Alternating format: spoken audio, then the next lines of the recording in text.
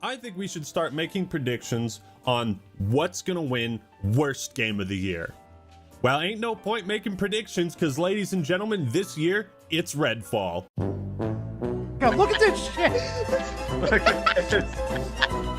Oh my! Wait, what's going on with me? Yeah, finger guns. I have finger guns. I do. 10 out of 10 game.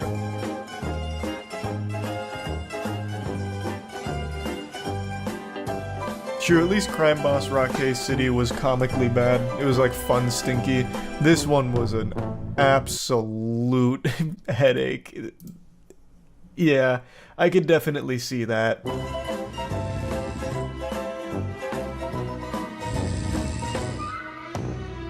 Oh. Xbox. What the? I got trouble here!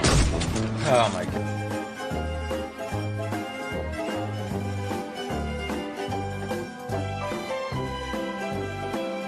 Festival. You motherfucker. You fucking piece of shit of a game. You motherfucker! You motherfucker! You piece of shit! Oh, you piece of shit! Fuck this game! I'm done! I'm fucking done! No! No, I'm done! No!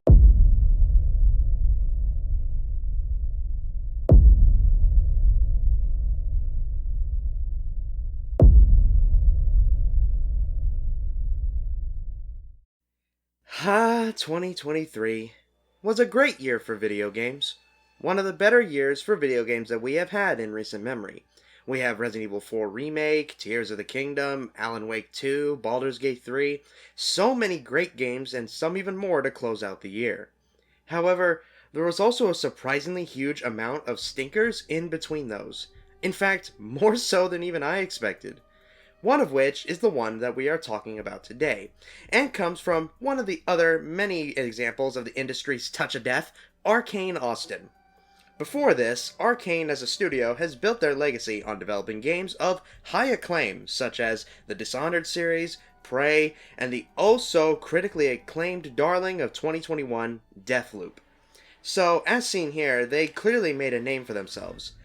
Which is good, because if they started their legacy with games like Redfall, then chances are Fallout 76 would have gotten more street credits.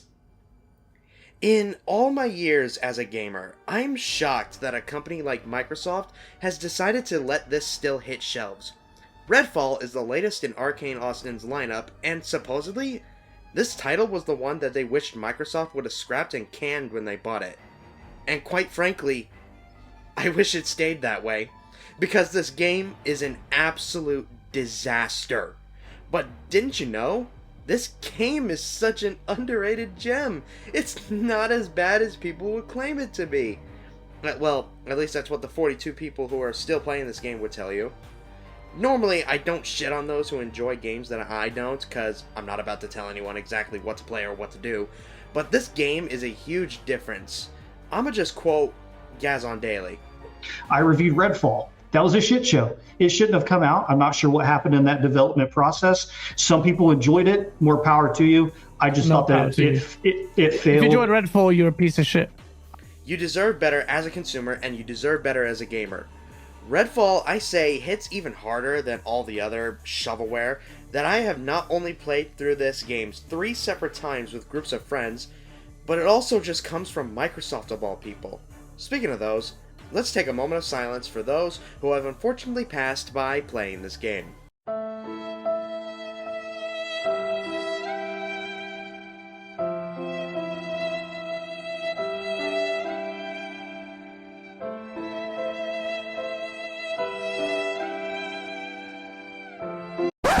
They all deserve it. They abandoned me when I needed them most.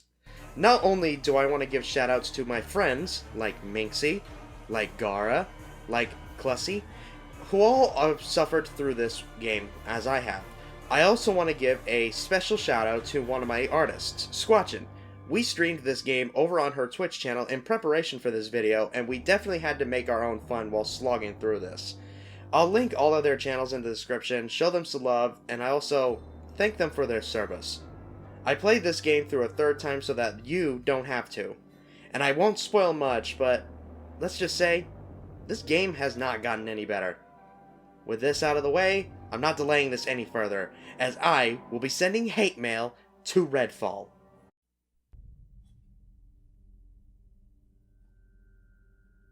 I'll make this quick for you. There really isn't one. That's it. The end. Okay, in all seriousness, I'm gonna try and explain the story as much as I can because there's not much to say on it at all. There is a story in this for sure, but it's told so weirdly, and the game itself is so dull, which, trust me, we'll get to that. I just couldn't bring myself to care about it at all. The first offense already is that the entire story is told through these still image collages that you think would be legitimate cutscenes, but are nothing more than slideshows. It all looks awkward and showcases how lazy they were to not even bother to even move or animate them. Every single cutscene in this game, aside from maybe one, moves exactly like this. And honestly, it should have been a first indicator to me how awful this game was going to be. I literally had to go to the Wikipedia of this game to try and understand the plot. It basically goes like this. After a botched scientific experiment, a legion of vampires formed and takes over the town of RedFall, Massachusetts, and cuts it off from the outside world. So now, it's up to 4 unique individuals to push back against the vampires and save the town. Something, a group of cultists forms in the town so they can avoid being vampire food. Something, there are vampire gods that need to be killed. Something, Baba Booey Howard Stern. I don't care about any of this, because it doesn't give you that much of a reason to do so. It's barely told at all in-game through these notes that are left littered all across this empty map. But trust me, we'll get to that later as well. Or through these awful, stiff memory segments. Telling your story through this isn't necessarily bad, it's more about how you present it. Here, it just looks awful, and you can barely tell what the hell is going on in them. And all of it is just painfully boring. At least the dialogue is serviceable during it. I have never felt this alive. Our work has been realized. Life itself. We hold it. Everything belongs to me. What was that? The Hollow Man was just some guy? Dr. Addison. From the clinic? Speaking of dialogue, with the characters at least, it honestly ranges from to Some moments you hear dialogue from the characters, it can be funny and quippy at times, but then it's ruined by something equally as dumb. They're more powerful in here. I think this is, like, where they live? It's so wishy-washy at times. At the end of it all, I just never cared for any of this. There is no establishment of investment between the player and the world, which is imperative if they have a unique premise like this. How they were able to mess this up beyond belief is anybody's guess, but that isn't even the small tip of the iceberg of problems that this game has. Not by a long shot. To sum up the story, though, is that I wouldn't even call it as wide as an ocean, deep as a puddle. It's more as wide as a puddle and just as deep as one. Way better.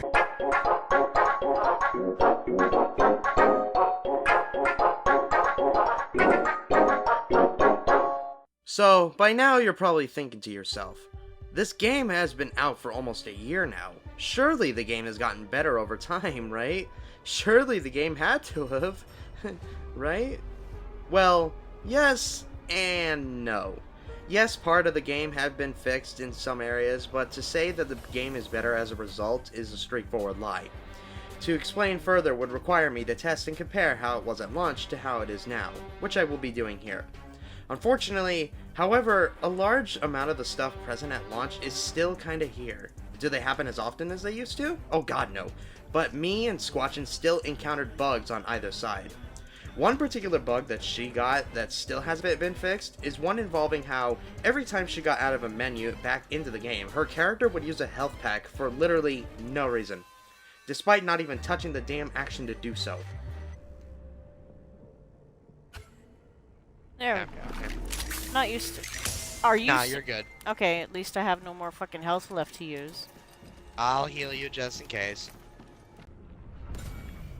Let's go. Let's do the main mission next. Way better. This fucking thing. Oh, did it do it again? It did. Ah. Yeah. Okay, now I we needed take out that. this underboss. Oh, shipyard. Okay, It's yeah. literally just straight ahead. So that's what we're gonna need. All right, let's go. All right. And Way then I better. use another fucking. God damn it. On my side, her character model will constantly either glitch through the floor or float in midair.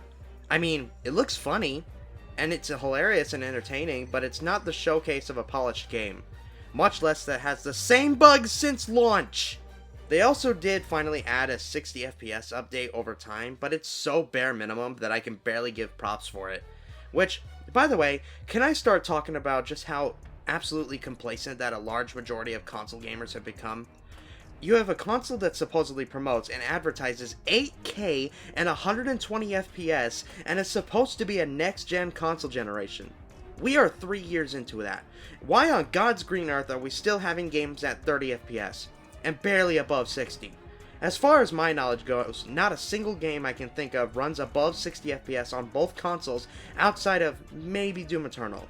Can we please start demanding better performance for consoles and start delivering on what's on the damn box? Especially when PC is currently dog-walking both of them in terms of what they're able to achieve within these last 2 generations? Stop doing mid-gen refreshes. Focus on the hardware that you guys have now instead of scamming more money from the consumer. Anyway, I'm getting off topic. Long and short of it, there's barely any technical improvement in RedFall to even ask if the game is anywhere better than it once was. Yeah, I haven't had it crash once ever since playing it recently, and the performance mode definitely helps make gameplay feel somewhat better, but when you have several months worth of improving on a game that had such a bare bones and broken launch, having a performance mode and it crashing less should be the bare minimum to this already bare bones game. Which now leads to my favorite part.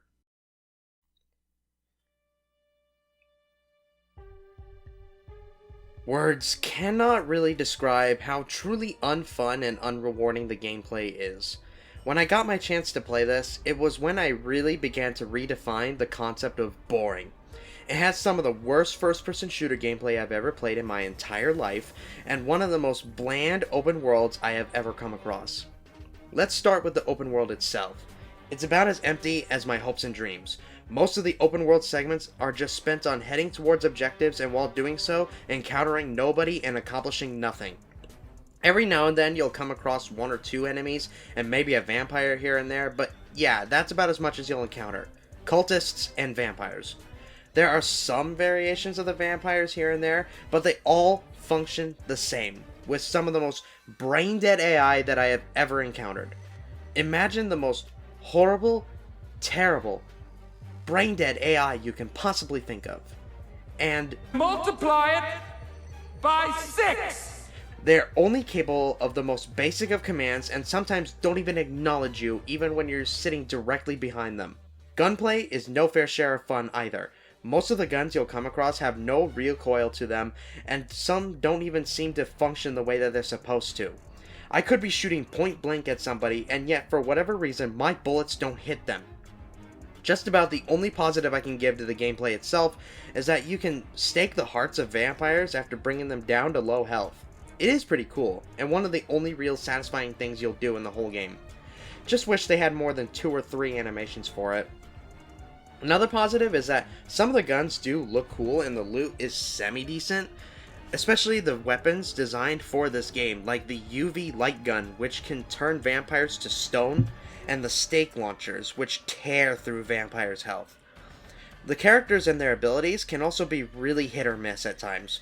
There's some really cool ones, like upgrading your skill tree to create this ultraviolet AoE that turns more than one vampire to stone, or like turning invisible for long periods of time to lose enemies. But some are also super lame, like this completely useless robot, or calling your ex-boyfriend, who happens to be a vampire as well. Who came up with this shit? Outside of that, gameplay is dull and lifeless as the open world encounters are. You'll also encounter some mini-boss vampires, but they're boring and sometimes don't function properly, like the Watchers, for example. But by far, the worst part of this game is the downright amateurish mission design. Here's how it goes down. You go to a mission board, accept a mission, and watch a boring-ass cutscene. After a certain amount of missions you complete, you are then locked to do the safe house missions. After completing those, you have to beat these underbosses, which clearly is ripping off Destiny in the worst way possible, and collecting the boss's skull. You do this every single safe house, and if you want to get to the boss to do the specific act, you have to have 3 underboss skulls. Every single time. And on top of it all, you do this on repeat, not once, not twice, but 3 separate times per act. No variation, no real differences, nothing but the same exact shit over and over and over again. Some of the missions, I question why these are main missions. One of them is that you have to put some dude's watch on a fucking gravestone. Or fixing a popcorn machine. Squatchin didn't like that one. Oh, and to make things worse, safe houses are even tedious to do. You need to turn the power on in order to access them, and while some require simply turning on the generator, others you'll need to find a generator key, which is obnoxious, and all of it just feels like a way to throttle player movement. And that's exactly what this game as a whole actually feels like, a roadblock. And it's supposed to feel that way, in order to incentivize you to play more of it. But there is no real gameplay changes provided with it. It's just the same old shit with the same old enemies. About the only thing it'll do differently is that if you piss off the vampire gods too much, which, by the way, their boss fights suck, then they'll come in and send Rook after you. But that's about it. Redfall's gameplay is about as deep as its story. It's soulless and lifeless and devoid of any real fun. I absolutely had to give major props to Squatchin for playing this with me. A large majority of our time, we were just making our own fun, because if she didn't, I'd be bored to tears within an hour of playtime. No joke. And to cap off this section of the video, I'll leave it off and show how lazy this game is. This is the final boss of the game that you face off against. The big, climactic finale. Here it is. I'll let the game speak for itself. It's Frostbite. Frostbite, oh my god. That wasn't funny. No, it wasn't. Alright, final one. Alright, I got it. Oh, help. I'm on the way back. Hold on, I'm on We're the way. coming, they're coming. Is she literally going to die after this one? All I have to do is run up and stab her? Yes. She is quite literally going to die after this. And this is the end game boss This fight? is the end of the game. Yeah. Thanks for that. Oh my god, that's disgusting. Like, this is the worst boss fight ever. Yeah. Waste my time. You kill 3 tendrils, stab her, and end game? Okay. Come on. My food while you guys come over here. Alright, Migs. Finish What? her off. Oh. Do it, make Jake. Die! This is Sparta! Whoa, I actually did kick What her. the crap? What is going just on? happened? Yeah. Oh my god, the visual glitch was so bad! That happened to you as well? Yes! We Sure. couldn't even finish the Oddly game fitting. without a boss. Oddly I fitting. feel the boss dying bugged. That was horrible. Oh my god. Alright, let's just leave. Let's just leave. Come on, this is it. That was so I'm done with this underwhelming. piece of shit. If I ever hear Redfall again, I'm gonna lose my fucking mind. That one clip alone describes the entirety of Redfall as a whole. Such beautiful concepts without any of the talent to do so. A waste of an idea, a waste of time, a waste of resources, and a waste of money. I am shocked that this got greenlit. I am shocked that Microsoft touted this out as their new system seller. I am shocked that the devs were wanting this to be cancelled. I'm shocked that it wasn't. But I'm even more shocked that there are genuine people who enjoy this. How anyone can, despite everything I just mentioned, is anyone's guess. I can't speak lowly enough of this game that I have already. If there's anyone out there that actually enjoyed this game, then they're complete morons and should be forced to play this game over and over and over like I have until they assign the rating it deserves. It is not a great game. It is not even an average game. It is a piece of shit. And I never, ever want to see Xbox pull something like this again.